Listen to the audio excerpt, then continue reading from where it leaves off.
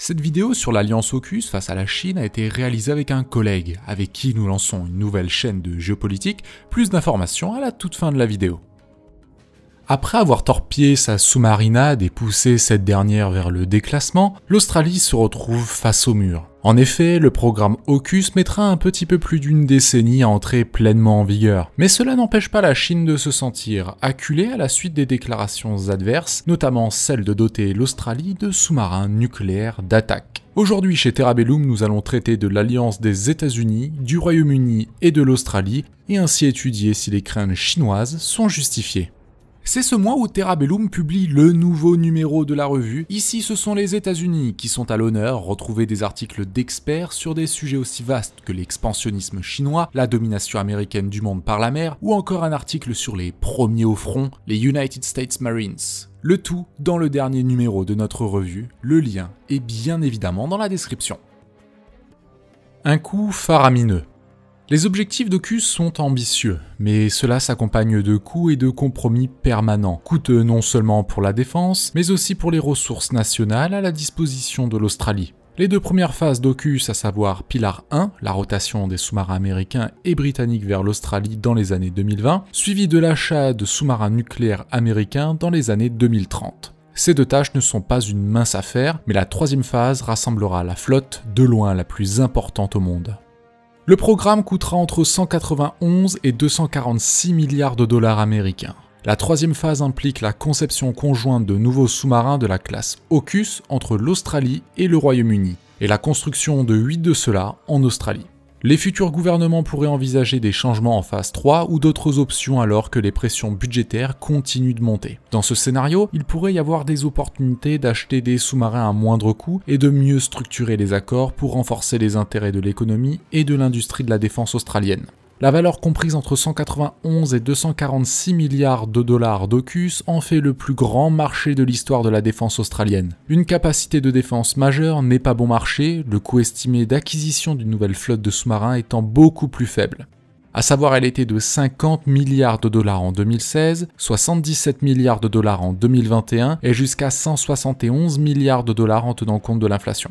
Compte tenu de la période de 30 ans d'AUKUS, il n'est pas facile de faire des comparaisons de coûts contextuels. Cependant, AUKUS devrait faire augmenter les dépenses de la défense de 2,05% à 2,20% du PIB australien. C'est 1/14 ou 7% du budget total de la défense, ce qui est beaucoup, voire beaucoup trop pour un tel programme. Il y a deux facteurs derrière l'augmentation des prix d'AUKUS. L'achat de 3 à 5 sous-marins de la classe Virginia aux États-Unis, la conception et la construction de 8 sous-marins de la classe AUKUS, la modernisation des infrastructures navales, l'investissement dans la production de sous-marins de la chaîne d'approvisionnement, l'éducation et la formation des travailleurs, y compris la maintenance. Les craintes chinoises. La Chine a annoncé publiquement son intention de contrecarrer diplomatiquement le programme de sous-marins AUKUS de l'Australie, qui fait partie des efforts plus larges des États-Unis pour empêcher la future domination militaire de la Chine dans le Pacifique. La délégation de Pékin à l'ONU a critiqué l'annonce de l'Australie de recevoir plusieurs sous-marins nucléaires américains dans le cadre de l'accord, affirmant que cela alimente une course aux armements et saperait paix et stabilité. Au passage, c'est comique quand on sait que la Chine redéveloppe massivement son arsenal nucléaire dans le but de contrecarrer les Américains. Ah, ironie, quand tu nous tiens. C'est principalement via l'AIEA, à savoir l'Agence internationale de l'énergie atomique, que la Chine va s'appuyer pour défendre son précaré. La Chine possède la plus grande marine du monde, en nombre de navires, et d'au moins 12 sous-marins à propulsion nucléaire, avec une capacité de production plus rapide que les États-Unis et leurs alliés. A noter que les capacités de la sous-marinade chinoise laissent actuellement plus qu'à désirer, et cela relève plus du gadget que du réel game changer. Les sous-mariniers chinois essaient de combler leur déficit d'expérience en matière de guerre sous-marine, mais cela prend des décennies pour ne serait-ce qu'être au niveau des Américains, Russes ou bien même des Français. Et peu de temps après la première annonce du plan AUKUS en 2021, Pékin a lancé une vigoureuse campagne diplomatique auprès de l'Agence internationale de l'énergie atomique, affirmant que le plan violait de manière flagrante le TNP, à savoir le traité de non-prolifération. Les diplomates chinois n'ont jusqu'à présent pas réussi à convaincre le chef de l'AIEA, Rafael Mariano Grossi, exprimant sa satisfaction que les pourparlers entre son agence et les pays de l'AUKUS soient conformes au traité. Les sous-marins nucléaires sont des plateformes militaires top secrètes, a déclaré Zhao Tong, chercheur principal au programme de politique nucléaire du Fonds pour la paix. Ainsi, ce degré de secret entourant les sous-marins nucléaires peut donner l'occasion à des pays comme la Chine de se demander s'il existe un potentiel théorique d'utilisation abusive de la technologie nucléaire. La paranoïa chinoise. Les diplomates chinois ont du mal à faire valoir que les règles ont été enfreintes, ou du moins qu'elles vont l'être. Mais ils essaient de persuader d'autres pays que l'esprit de non-prolifération nucléaire est négligé. L'ambassadeur chinois de l'AIEA, Li Song, a déclaré que le programme AUKUS était, je cite, « un exemple classique de prolifération ratée ». Fin de citation. Dans un effort pour arrêter la propagation des armes nucléaires. Les voisins de l'Australie, tels que l'Indonésie et la Malaisie, ont déjà exprimé des inquiétudes au sujet du plan, mais ils ne s'y sont pas directement opposés. Les efforts de la Chine pour présenter l'Australie comme une nation irresponsable bafouant les normes mondiales pourraient trouver des oreilles réceptives dans une région de plus en plus préoccupée par un renforcement militaire plus large. Que les préoccupations de la Chine concernant le développement d'armes nucléaires soient réelles ou non, il n'est clairement pas dans l'intérêt de Pékin que l'Australie ait des sous-marins capables de voyager plus loin et durant des périodes prolongées. D'une alliance avec le Japon à un long flirt avec la France, l'Australie est désormais fermement de retour, dans un voyage sinueux et tentaculaire pour trouver sa flotte de sous-marins de nouvelle génération, écrit Andrew Provin.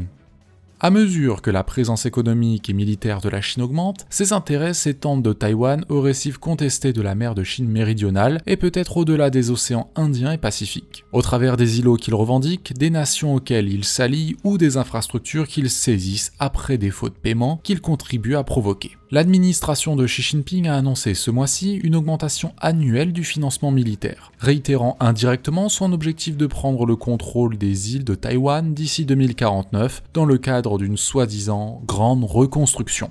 La possibilité d'une intervention militaire des États-Unis et de ses alliés contre une invasion ou un blocus chinois de Taïwan est considérée comme le plus grand moyen de dissuasion de Xi. Certains experts disent que si la date limite de 2049 est correcte, le jeu de l'Australie pour 8 nouveaux sous-marins sera trop peu, trop tard pour ajouter une force de dissuasion substantielle. La frustration grandissante de Xi Jinping.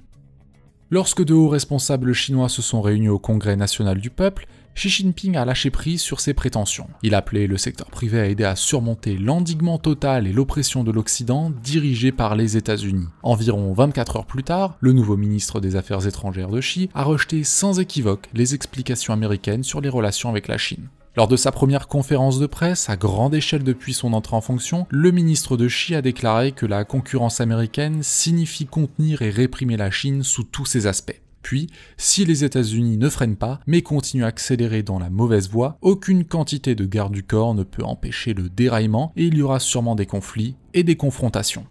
Bien qu'il ait terminé sur une note plus positive, affirmant que la Chine continuerait à poursuivre une relation américaine saine et stable, les commentaires montrent une frustration croissante à Pékin après qu'un prétendu ballon espion ait effacé toute bonne volonté de la réunion Xi-Biden. Les législateurs américains ont poussé un barrage de mesures visant à nier la technologie de pointe de la Chine et à renforcer les relations avec Taïwan, ce qui rend plus difficile pour des responsables chinois de justifier tout mouvement vers une détente. Pour Xi, ce n'est pas le moment de paraître faible, et cette année est particulièrement délicate. Il y a quelques mois à peine, il a vu de grandes manifestations simultanées dans les grandes villes, appelant à la fin des politiques draconiennes de Covid. Certains manifestants ont d'ailleurs appelé à l'expulsion de Xi et du Parti communiste.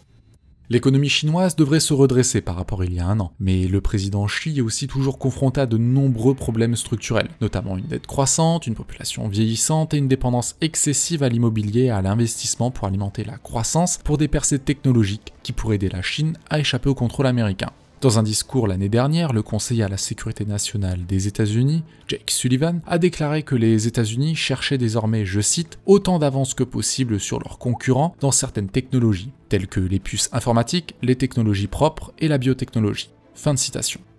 Il a noté que les contrôles à l'exportation pourraient devenir un nouvel avantage stratégique pour les États-Unis et une boîte à outils pour les alliés qui imposent des coûts aux adversaires et dégradent leurs capacités sur le champ de bataille au fil du temps. En plus de ces mesures, le gouvernement américain envisage également pour la première fois de restreindre les investissements américains dans certains secteurs en Chine. Les législateurs limitent également l'accès à l'application TikTok de ByteDance Limited, car cette dernière peut être utilisée pour collecter des données sur les utilisateurs ou servir d'outil promotionnel du régime chinois. Pour la Chine, toutes les actions américaines visent l'endiguement plutôt que la concurrence. Quinn a comparé la version américaine de la compétition à une course olympique dans laquelle un athlète essaie de blesser un autre.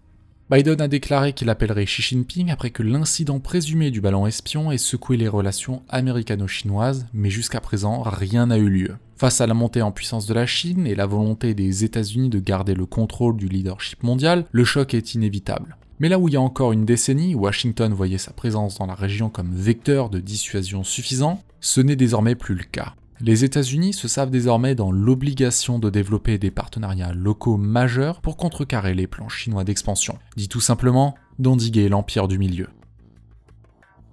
C'est avec une joie immense que je vous annonce ouvrir, en plus de Terabellum, une nouvelle chaîne YouTube avec un ami, qui est un spécialiste de géopolitique et du monde de l'économie. Après le succès de Defense Insider, qui est devenu en moins de 2 ans une référence francophone du monde de la défense, c'est avec impatience que notre nouvelle chaîne De Facto va bientôt ouvrir ses portes. Nous traiterons des sujets qui ne sont traités nulle part ailleurs, le tout avec rigueur et justesse. Terminé les prises de position ambiguës, nous allons vous offrir un nouveau moyen d'information. Avec plusieurs vidéos par mois sur par exemple la crise économique et politique qui ronge le Liban, sur la politique étrangère du Portugal ou encore la crise du pipeline Nord Stream. Toutes ces vidéos sont déjà prêtes et n'attendent plus que vous. La première est d'ailleurs prévue pour la semaine prochaine, alors abonnez-vous pour ne pas manquer le lancement. Si vous êtes encore là à me regarder, alors je sais que cette nouvelle chaîne est aussi faite pour vous.